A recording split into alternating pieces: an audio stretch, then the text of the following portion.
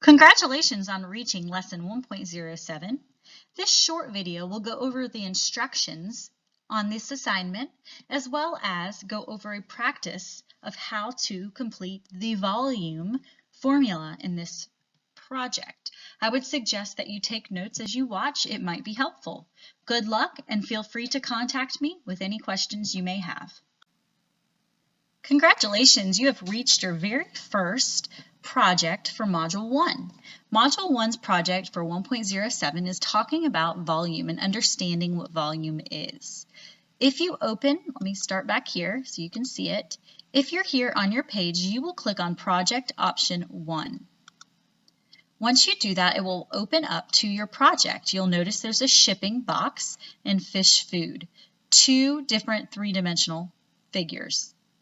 You're going to take out a piece of paper or use Microsoft Word and write the answers to these questions. The first part is understanding volume. What is volume and how is it measured? I want you to look at these images and I want you to see how are the fish food box and the shipping box similar? How are they different?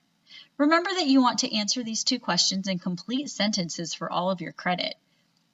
Also, be sure to add as much description as you can, as that will help your grade as well. In part 2, it's going to ask you about packing it up. Just by looking at the images, what would you guess, how many of these would you think could fit in this big shipping box? Be sure to specify your answer and explain why you think that. There's no right or wrong answer here. You're just making a hypothetical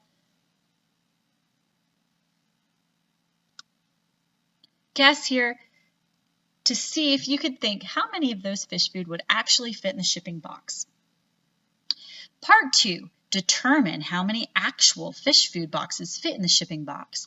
This is the majority of your project. This is the question that can be pretty difficult.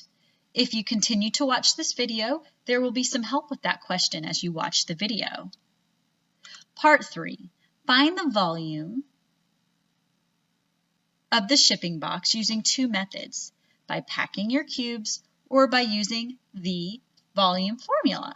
Explain how both methods provide the same measurement. All right, let's start with this problem by looking at how we would find the volume by packing the cubes. So, in other words, we're asking ourselves to really visualize, if I were to take these cubes and fill it up, what would it look like? How many cubes would I need?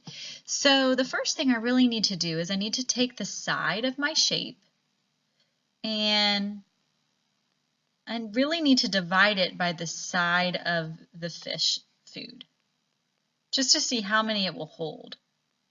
And when I go to divide that, I have to actually make this a mixed number. So remember to do that. We do 3 times 4, and then we add 3. So that's 12 plus 3, which is 15 over 4. We're dividing that by 1 over 4. And I always use the trick, just because we're trying to get fluent here in dividing fractions. I change, and I flip. And that means that I'm keeping my first fraction, I'm changing my division to a multiplication, and I'm flipping my second fraction. And so instead of 1 over 4, it becomes 4 over 1. And we know, again, when we're multiplying with fractions, if you have the same number that's on the top and on the bottom, you can cancel them out. They divide out. They cancel out.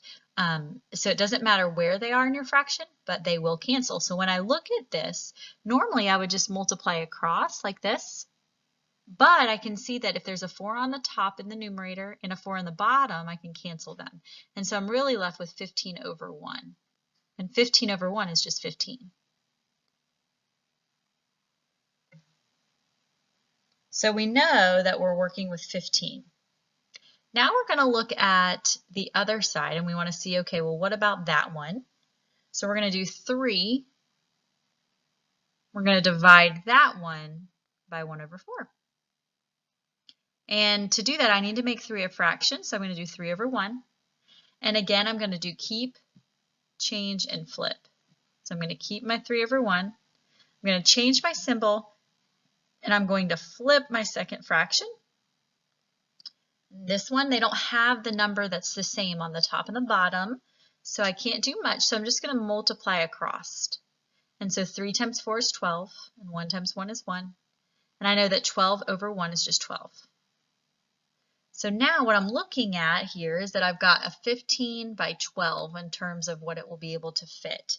Now I'm going to go through and I'm going to say, okay, well, what would happen if I wanted to see how many 1/4 this will fit? So I'm going to take 3 and 1/4. And I'm going to divide by 1/4 because I want to see how many can go that way. And again, we have to change this by making it a mixed fraction. So 3 times 4 is 12, plus 1 is 13 over 4. And I'm dividing by 1 over 4.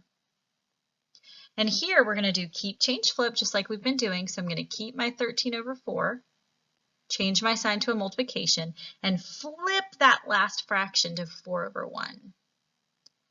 All right. And we're going to just multiply now. Remember, when we multiply fractions, we multiply across. But when I always look for tricks or ways to make my work a little bit easier. And what I notice here is that there's a 4 on the top and on the bottom, which will cancel out.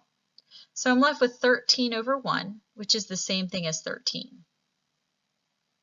So this is like 13. So now what that's telling us is it's telling us how much could potentially fit on each side. 15 by 12 by 13. So now I want to say, okay, well, what's my volume of that now? In other words, how many can it hold? So I'm going to take my 15, I'm going to take my 12, and I'm going to take my 13, and I'm actually going to multiply those. I'm going to actually go through and see what does that give me.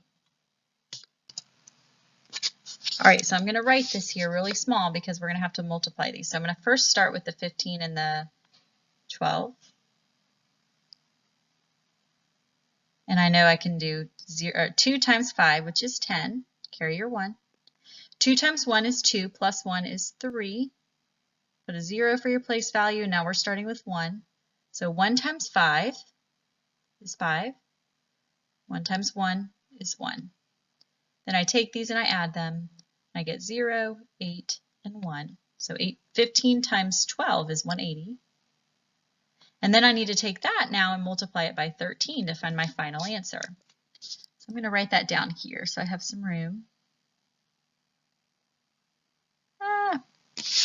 Okay, 3 times 0 is 0. 3 times 8 is 24, so I put my 4 here, carry my 2. 3 times 1 is 3, plus 2 is 5. And I put my 0 there for placeholder. Now I'm going with my 1. 1 times 0 is 0. 1 times 8 is 8. And then 1 times 1 is 1. Then I'm going to add these two together to get my final answer. So I'm kind of running out of space here, but 0 plus 0 is 0. 4 plus 0 is 4. Now 8 plus 5 is 13. Carry the 1. And then 1 plus 1 is 2. So we found our answer. It's kind of lower here, but our answer would be 2,340 boxes that you would need to fill the shipping box. This is a great picture of what we just went over. So if you want to pause the screen, feel free to do so. But this basically looks at the number of fish food boxes along the length, the height, and the width, and then looking at all of them, which is the volume. And remember, with volume, you do length times width times height. So if you want to pause the screen just to see my work here, feel free to do that. Okay, let's go through this example and let's find out how many fish food packages can be placed in the shipping box. So remember, the shipping box is the bigger box, and that's what would be sent home. So let's first figure out how much space we have. And remember, when we're talking about volume, we're talking about how many of these can we place from bottom to top in this. And so if we were to look at volume, volume being a three-dimensional thing, volume meaning we're starting at the bottom and we're filling it up, Imagine, and this would be a good example, imagine our shipping box. If we were to take water and fill our shipping box with water from top to bottom, the amount of space that it takes to fill that entire shipping box is considered volume. That's what volume means. It's different than area. Area is two-dimensional. Area is usually, if we wanted to talk about the space in your bedroom and putting new carpet in your room, the area of carpet, the space you would need for your carpet would be area. If we were to take your room and fill it from top to bottom with Kool-Aid, that would be an example of volume.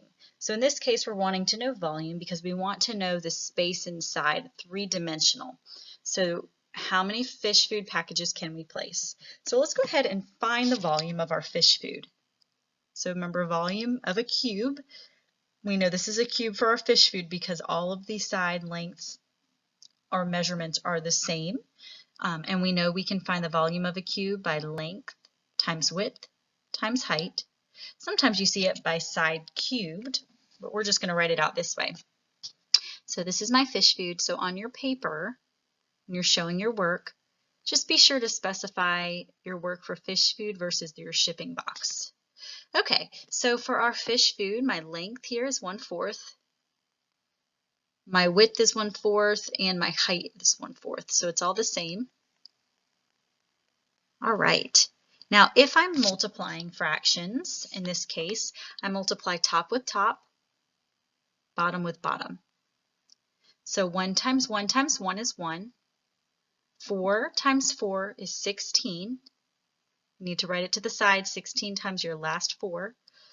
4 times 6 is 24, so you bring the 4 down, carry the 2. 4 times 1 is 4, plus 2, 5 and 6, so 64. And then this is feet cubed. I put cubed, remember volume always has cubed. So this would be my volume of one fish food. So we know that one fish food is going to be equivalent to 1/64 of our space, feet cubed. Okay, so now what we want to do is we want to see how much space we actually have with our shipping box, and then we can compare the two.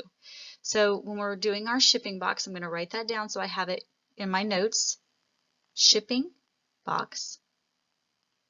Okay, now this is a rectangular prism. That's what it's called. It's not a cube because if you look, the measurements are different, but we know that the formula is volume equals length times width times height. So we're going to go through that. Length is 3 3/4. Our width is 3. Our height is 3 1/4. Now, this one's a little bit trickier because we have mixed numbers. Anytime we have mixed numbers, what we want to do is we actually want to make them improper, and then we'll multiply. So if we have 3 3/4, I'm going to write that right here, and we want to make that improper, what we're doing is it's like making a big circle or C. We're going to start at the 4, we're going to go to the 3 by multiplying, and then we're going to add this 3 on the top. So 3 times 4 is 12. 12 plus 3 is 15. And then the bottom, the denominator, is going to be the same. So that's 15 over 4. So I'm going to rewrite this so it says 15 over 4. Now 3, I can make a fraction as 3 over 1. Anytime you have a number by itself like this, it's just 3 over 1. And then the other one, let's make that circle. Start at the bottom at your denominator. 4 times 3 is 12.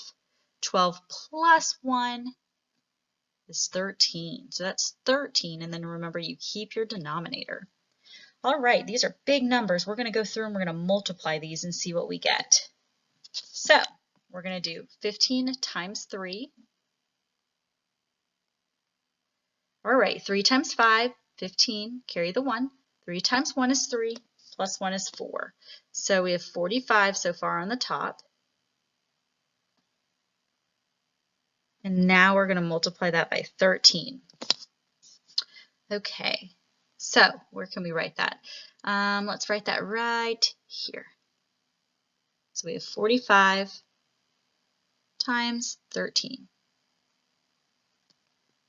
Okay, so remember when we're doing multiplication, we do 3 times 5 is 15.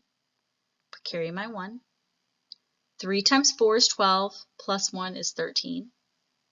Now we put a 0 for our placeholder. Now we're going at our 1 here. We're looking at our 1. 1 times 5 is 5, and then 1 times 4 is 4. And then we add those. So that would give us on the top a 5, an 8, and a 5. I'm running out of space, sorry, 585. On the bottom, we have 4 times 1, which is 4, and then 4 times 4, which is 16. So this is how much space that we have. I'm going to put cubed. So our shipping box has 585 over 16. That's our space. Our fish food is broken up into 1 over 64 feet cubed. So we're going to figure out now how many we would need by using both of those numbers. Okay, so what we know now is we know that our big shipping box, I'm just going to put the area below, the volume below it, is 585 over 16 feet cubed. That's how much space we have if we want to fill this entire box. Now, our other little box is a total of 1/64 feet cubed. So the question is, how many of these can we replace in here to use up all the space? And so what we're doing, if you think about it, is we're taking our big box and we want to actually split it up. We want to divide it into how many little sections we need. So if we could take our big box and actually divide it by how much space the volume, how much space the fish food takes up, then we can see how many of those little pieces will fit in our big box. So we're going to do that. So our volume of our box, if we take that whole total volume, we should be able to divide that now by our fish food to see how many of these we need. So remember, when we're dividing fractions, what we're going to do is we're going to keep our first. Let me put this here so you know where that came from. Keep our first, so I'm going to keep that. Remember, we change our division to a multiplication. And then we flip, keep, change, and flip when we're dividing. Okay, now, I don't know if you've ever heard of cross-canceling. Remember, cross-canceling means if there's a number on the top and the bottom of a fraction, can you divide them by something that they both have in common? So if we look here, notice how we have a 16 in the bottom of our fractions. We have 64 on the top. Both of those have something in common, and we want to take out what they have in common. Both of those can be divided by a number. We could divide them by 2. We could probably divide them by 4. You're just going to start dividing them by different numbers. What I would suggest is see, are they both divisible by each other in some way? So look at this. Could we take 64 and divide it by 16? Well, we can, because 64 divided by 16 is just 4. And the reason that's good is because we could divide 16 by 16 and just get 1. So that's called cross-canceling when we're going to try to make our math easier. We have 585 over 1 now, and we're going to multiply that now by 4 over 1. Because we're making this simple. We're making our math easier to understand here. So now all we have to do is we have to take our 585 and we have to multiply it by 4. 4 times 5 is 20, so bring your 0, carry your 2. 4 times 8 is 32, plus 2 is 34, so carry your 3. 4 times 5 is 20, plus the 3 is 23.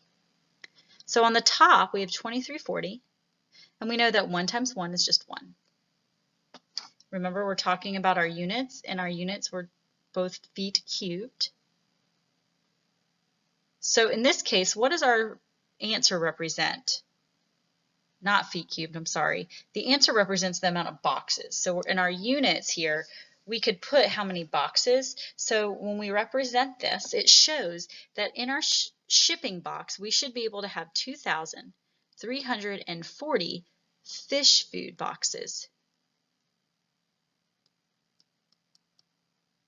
And that each of those have a volume of 164 feet cubed. That's where our cube came from. So what did we do here? Well, we found the volume of the big shipping box. We found the volume of the small fish food.